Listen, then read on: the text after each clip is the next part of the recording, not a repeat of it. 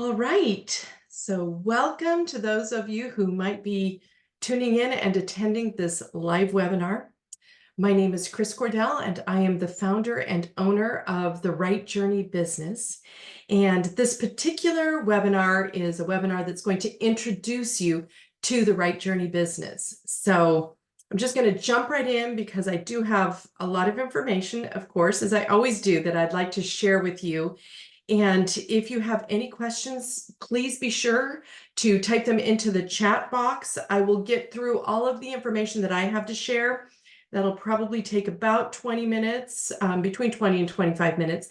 And then I'll check that chat box to see if any of you have any questions. And if you do, then I'll be able to address those and answer those for you right here and right now. So thank you for joining me. And if you're listening to a recording, thank you for taking the time to sit in and listen to the recording as well. So this is the Right Journey business, and we are a business that has been in existence. We were prior called, the name of our business was Writing with Kris. And so we've been around for a long time. As the Right Journey, we've been around for about 3.5 years. And I want to begin by just sharing a little bit with you about my own journey, because it's really my own journey as a homeschool mom that really birthed this business and this writing process that we teach at the Right Journey. So it was about 30 years ago when I started my homeschool journey as a homeschool mom, and we have 4 children. Their ages are about to be 28 through 37. We have 3 daughters and 1 son, and they are, I tell people, we have a north, south, east, and west. So they are very different in personalities, very different in their interests, their passions. They are even different in their career pursuits and their educational pursuits.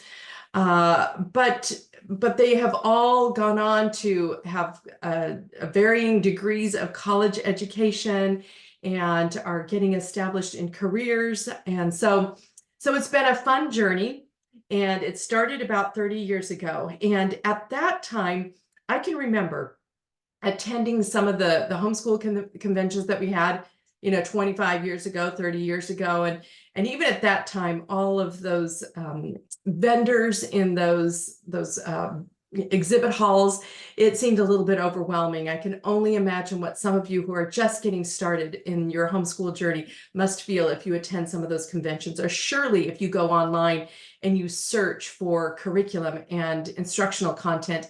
I know it can be very overwhelming, but I do thank you for tuning in. And I think you're going to find that what we do at the Right Journey is pretty unique. And like I said, it's birthed out of my journey, because when I would come away from those homeschool conventions in the early years, and I would be so excited because I would find this great curriculum. So I would find this great language arts curriculum, this great English curriculum, this writing curriculum, whatever you want to call it. Sometimes it was like everything lumped into one curriculum and one book. And about a month into the school year, we started hitting a brick wall. The kids started hitting a brick wall, and I started hitting a brick wall because it was too much. It was great material. It was excellent content. It was 100% of all that you could possibly think to teach at any grade level about language arts, about reading and writing and grammar mixed into that. And it was just too much. And I knew that there was no way my children would be able to complete all of that. And I also knew that they didn't need to complete all of it, or at least they didn't need to study and learn all of it equally. I knew, really, I remembered the business principle that you may be familiar with. It's called the Pareto principle, also known as the 80-20 rule, and it's taught to business owners. Business owners are taught to identify the 20% of their business that is most productive, 20% of their business that is most productive, and take 80% of their resources and invest into that 20% of their business. So that's the 80-20 rule. And when I thought about the 80-20 rule, I thought, I think I can apply that to what I'm teaching my children and what I'm expecting them to learn and what I'm expecting them to master.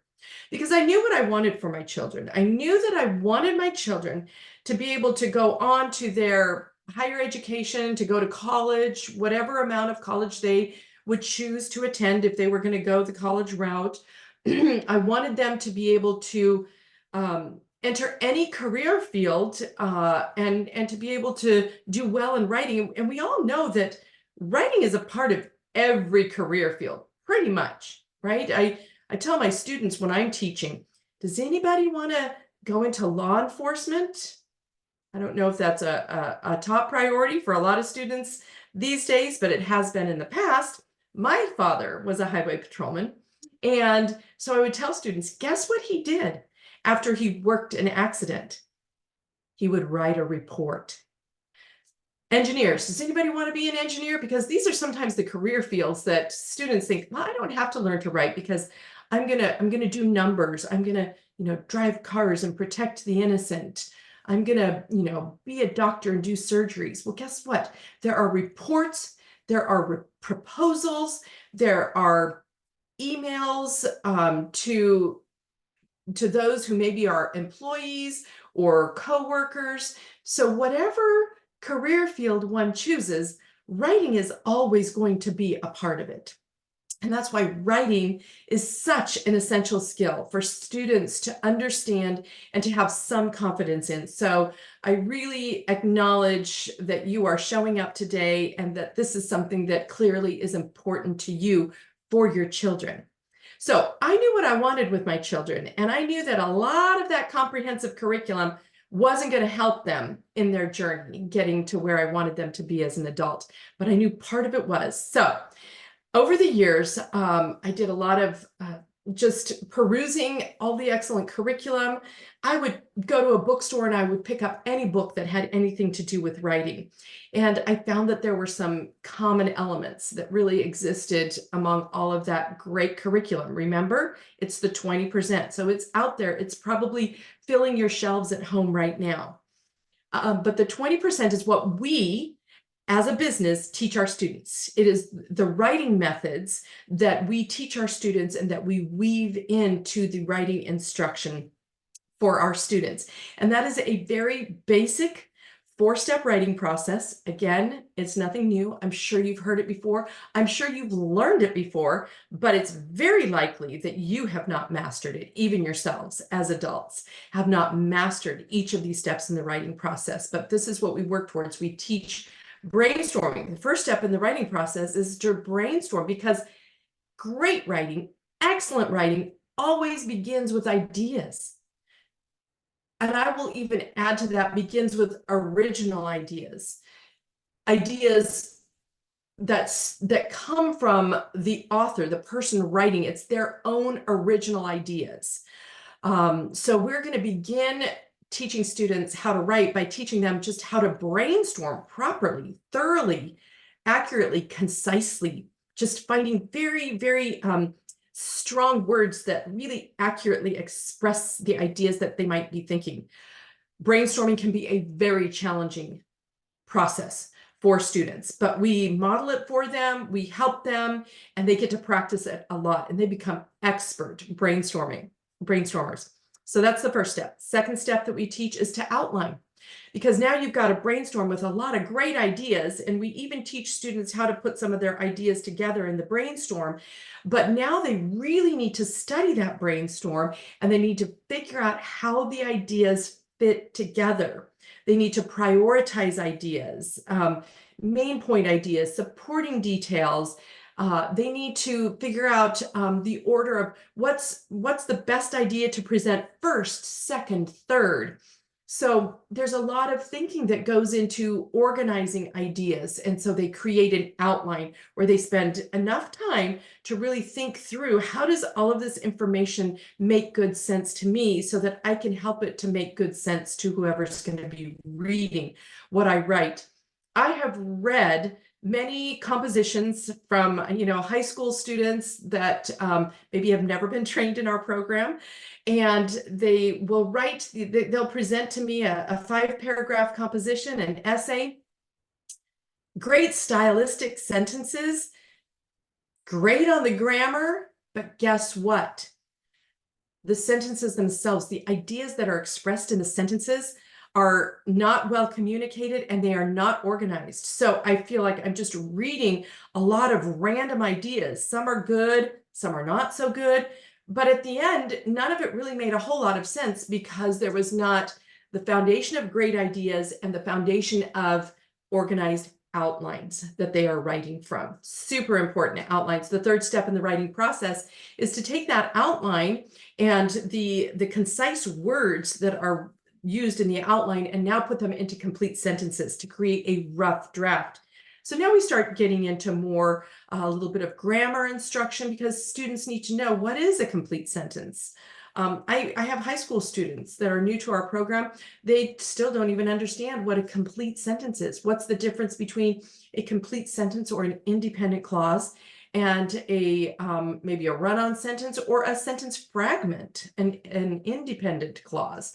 So we begin to teach some grammar as we teach writing of sentences, but their rough draft is going to follow the order of their outline. So even the rough draft is well organized and expresses great ideas. The fourth step in the writing process in our program, it really is a heavy lift. It's the rewrite. The rewrite, they will rewrite their rough draft. And the rewrite is not just add a few key descriptive words, make sure you spelled your words correctly, maybe check the grammar a little bit. Of course, our students will do that in the rewrite process, but that's just the finishing touch. Before they ever even get to checking their spelling and their grammar, they're going to study every single sentence, and they're going to learn specific ways to improve their sentences to create excellent sentences. They are going to learn the difference between active writing and passive writing, and that active writing uses strong action verbs and avoids or limits state of being verbs. They're going to use to vary the sentence structure. Even though they might not speak a sentence a certain way, they need to learn to write it with varying the way they begin their sentences, not just starting with the subject with every sentence, because that's the way we speak. That's not the way we want to write all the time, or our writing ends up being kind of boring and simplistic. So we teach them how to improve each and every sentence. And like I said, the finishing touch and what we're teaching all along the way is the grammar. As we're creating excellent sentences, how do we punctuate those sentences properly? And how do we learn various parts of speech? So we teach some grammar and, of course, make sure the spelling is correct at the end. Grammar matters, but grammar is the finishing touch, and grammar is woven in throughout the writing process. So that is the four-step writing process that we teach our youngest students, our first graders, first and second graders. And they're just learning maybe how to write a sentence, but we still teach them a very, very, very simple brainstorm where all ideas are equal, but they learn about brainstorming and they have a little brainstorm web that they will complete. In addition, they have an outline, a simple outline. What order do you want to write about your ideas? And they have a little rough draft template that they follow. And then their rewrite is often just making sure they put a name on their paper and they use their best penmanship. Sometimes for our youngest students, that's a simple rewrite. Older students, it's much more complex. Our high school students, their brainstorm is it's a very complex and a very intricate web that they are creating, but they still complete a brainstorm and an outline, a rough draft, and at least one rewrite. So this writing process is something that students learn as soon as they enter our classes, all the way through our classes, and they are responsible to turn in each and every one of those steps because, I mean, let's be honest, if they don't have to turn it in, if they're not accountable for completing each step and completing it correctly, there's a good chance they're not going to do it, right? But we want to help them develop these habits. When a student goes to write, they've been given a writing prompt and they're facing a blank screen or a blank piece of paper, their brain is overwhelmed. They have to break down the writing process. If they're looking at that blank screen or paper and they're thinking, I have to write a sentence, what is my idea for this sentence? And am I spelling the words correctly? And what's the next sentence? It's just their brain is overwhelmed too much. Ideas, organize your ideas, put them into basic sentences, Now rewrite to correct excellent sentences and look at your grammar. So this is what we teach students to tell their brain. There's only one portion of the writing process that you need to think about at any given moment. And ultimately then at the end, they have an excellent paragraph or an excellent essay.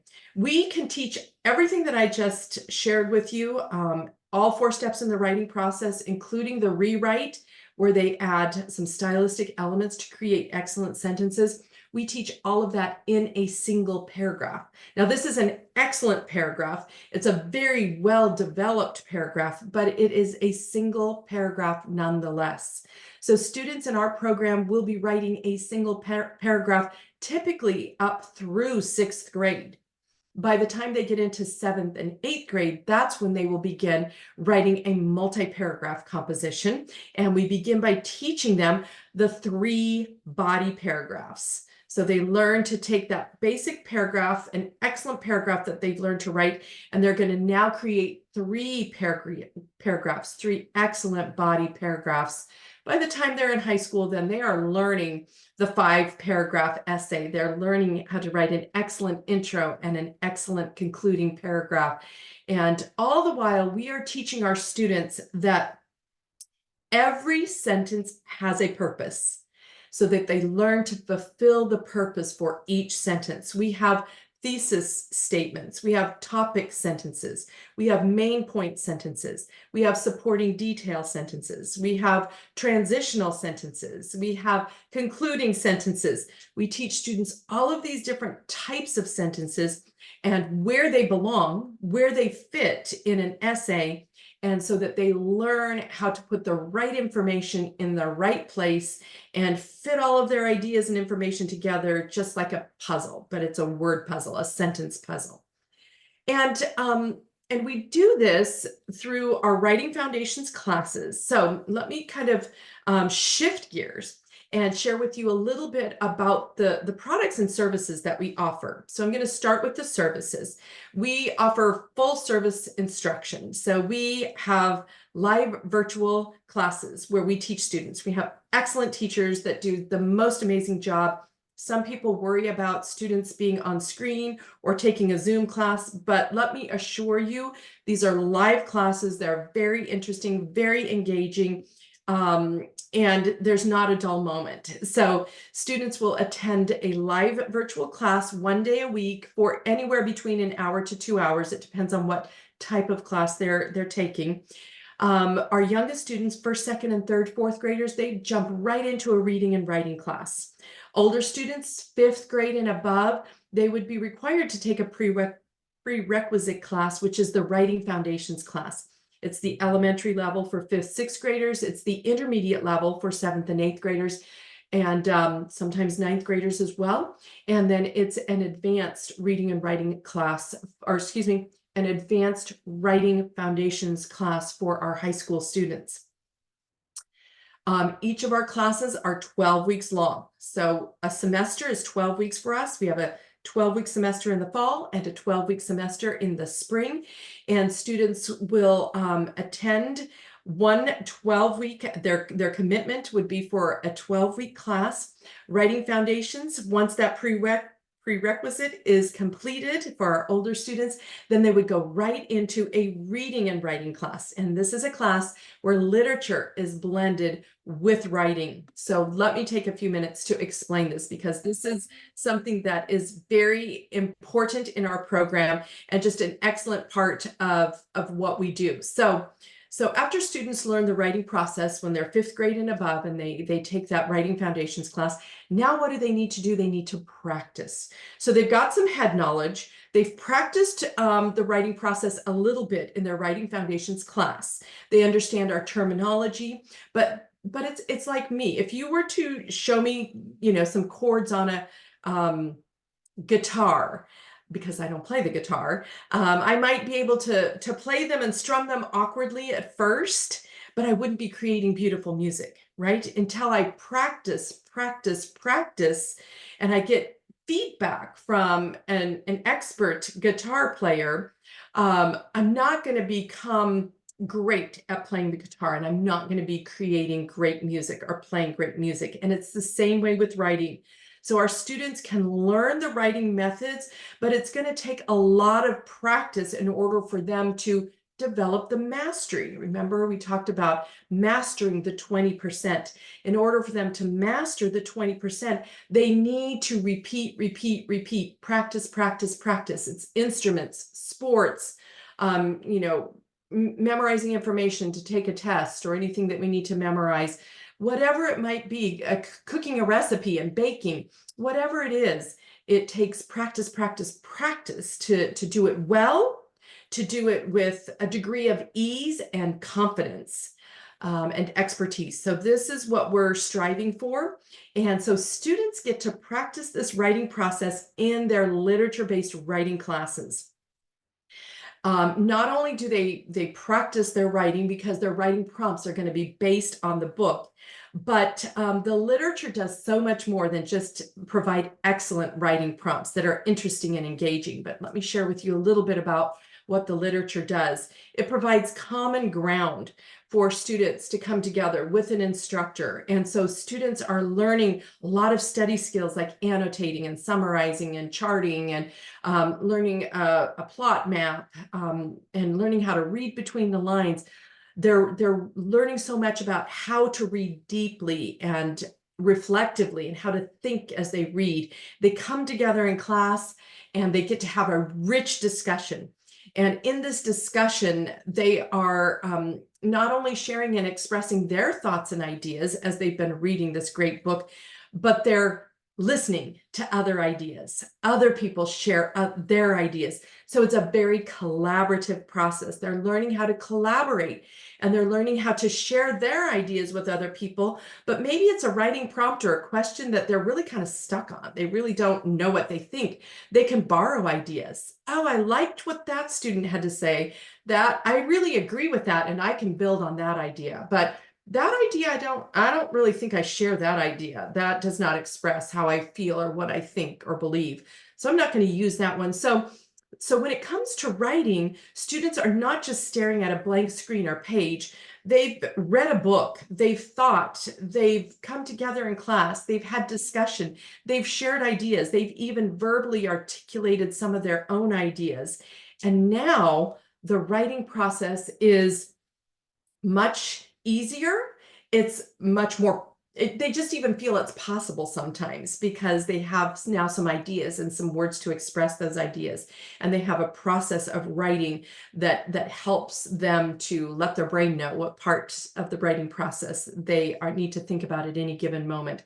So the literature, in addition, students are studying great writing. So we get to study the author's writing style and examine those excellent sentences and vocabulary that these authors use. So the literature brings such a richness to our classes. So I am running out of time. I need to quickly move along and let you know that we also offer some products. So remember, we are not a comprehensive curriculum. So our products are not going to include 100% of all there is to learn about language arts. But the 20%, that is what we will provide in our handbooks, which are written for parents, and our student lesson guides, of course, are written for students. Handbooks and student lesson guides are companions. So one written for a parent, one written for students. They are not workbooks. Students are doing their own writing. They're not filling out a workbook. Handbooks are not answer keys or lesson guides and lesson plans. It is instructional content so parents understand the methods that we use and why and how to teach them. So I teach another webinar. In fact, it's going to be in about an hour from now.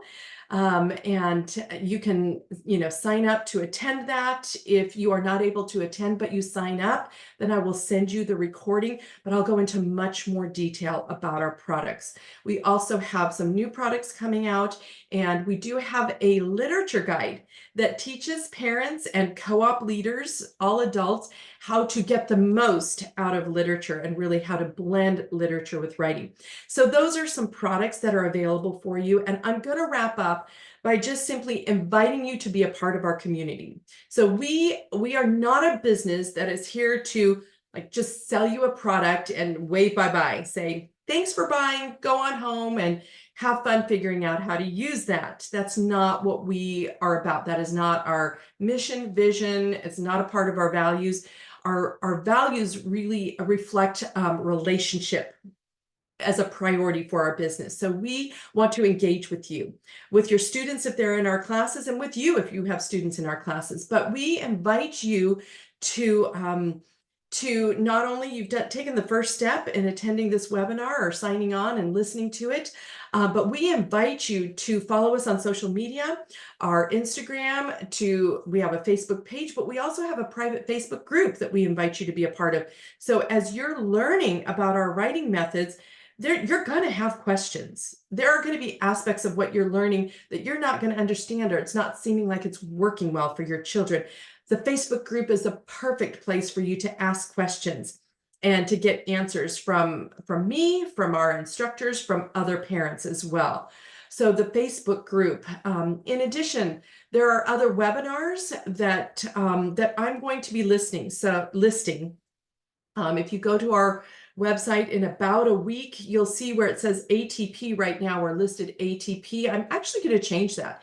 Those are going to be live webinars for parents just like you, adults, co-op leaders just like you, who want really to learn from our expertise. So I will be teaching those webinars. They are free. You are invited. Please join us for those. If you attend live, again, you're going to have the opportunity to ask questions in real time and get your answers. I don't see any questions for today, so it doesn't look like I have any questions that I need to answer today.